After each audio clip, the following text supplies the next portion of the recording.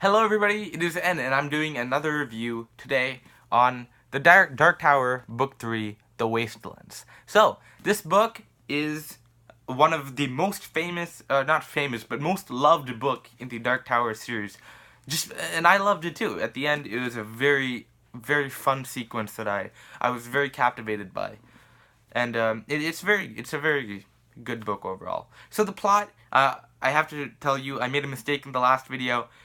I kind of tied these two books together a little bit too much. In the Dark Tower Book 2, I talk about how Jake's story is all tied together. That's not true. Here, it's actually messed up even more, but it's messed up to a point where you think, oh, that's very interesting. He's done something with this. And so, that's what happens. But in this book, it actually does tie it together. And it ties together very well, once again. It wraps up the story very, very well. It's the second part of their real journey, and they're just going through the I believe they're just going through the wild after they've all gathered together, and they're starting to get trained as gunslingers. They're starting to get trained as part of Roland's team, and they're starting to treat each other as equals, which is interesting because in the story we kind of see how Roland is so much more deadly than these two, but it's very important how they become almost his equals during this book. Like, they're considered his equals. So, they travel across, they're learning, and all that stuff. During this part, it was pretty boring for me, actually. It was interesting, but obviously, it wasn't captivating. It was very interesting, they went through it.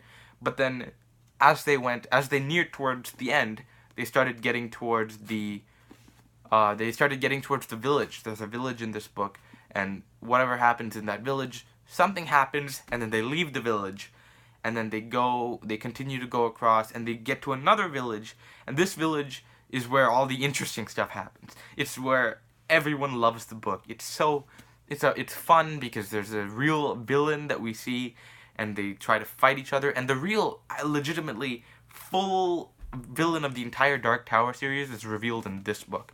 And it's it's very, very interesting. Because now we finally have an antagonist. Since so far in the book, all we've had is they've journeyed, they've learned, and they've grouped together. But in this book, we get the real antagonist, and we start to learn what's going on. After they get past the most interesting part, they move on to the next interesting part, which is I can't tell you that. Spoiler, skip ahead 10 seconds if you don't want to see it. They get to the train, which is mind-blowingly awesome. That's the most fun thing I've ever seen, just because of how it fits into the story. So they get there, and no spoilers anymore, I'm just going to say they got there, and then they kind of wrapped it all together by going on to it, and they set off with a whole new problem right at the end of the book, and then he ends it on the book. He ends it in the middle of the problem, which I loved. I liked that. That was a very interesting part, because we solved the big problem, and then there's a new problem that shows up right away, and that's what kind of pushed me into getting the new book, into starting the next book right away. So that's what I really loved about it. I loved the ending problem that never got resolved, and I love how Stephen King actually made that problem flesh out. It was such a good problem. It's so well made. And so, going through this book, there's a bunch of really interesting parts. I would kind of split it up into 4 parts. The first quarter, which is where they start to wrap together Jake's stuff. It's not really quarters properly in the book, but I'm considering that. They wrap together Jake's problem, stuff, and then second quarter, the shortest quarter, they meet the villagers. Not too much important. They just learn about the world. Third quarter, they go into the second village, and that's the interesting problem. That's the best part. And then the fourth, they get into the brand new problem, and then it's the most.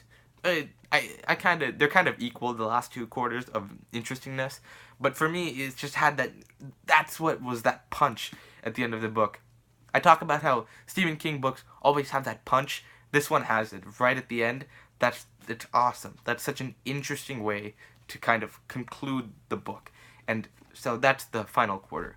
And I loved this book overall. This one took me a long time.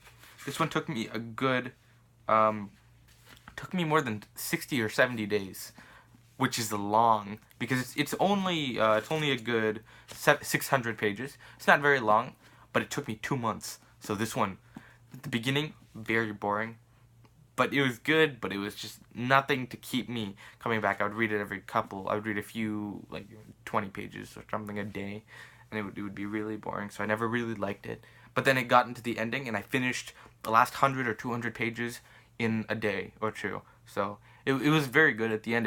It paid off, honestly. All of the waiting at the beginning, going through the not too interesting parts, but then getting to that awesome best part, that's what got me. That's the best thing ever.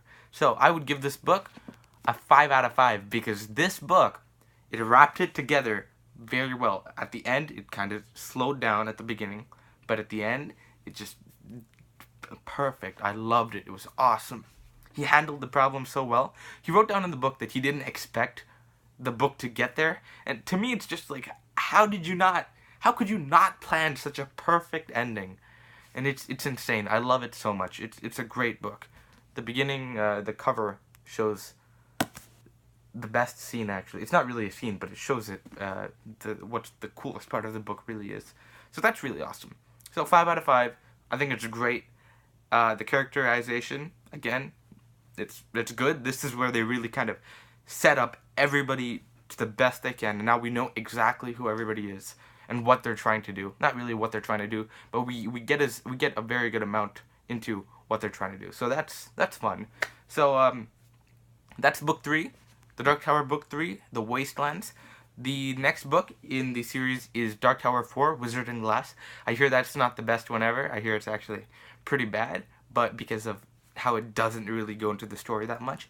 But so far I'm enjoying it. It seems pretty good. It's going to take me a long time, so don't expect another one of these Dark Tower reviews for a while. So, yeah. This is the book that I finished quite recently. I think it's pretty great. And if you disagree or agree, let me know in the comments down below. I'd love to start a discussion with you, and I'd love to tell you what I think even more if you don't like this 8-minute video or 7 or 8-minute video. So let me know in the comments down below. Like this video if you like this review, and if you want to see more in the future or you're waiting for the next review, click the subscribe button down below. I like to upload, set up my book reviews to be once every week, and then a small period where I don't record anything. So let me know, or subscribe down below to let me know that you want me to do more. So thank you guys for watching, and I'll see you in the next video. Goodbye.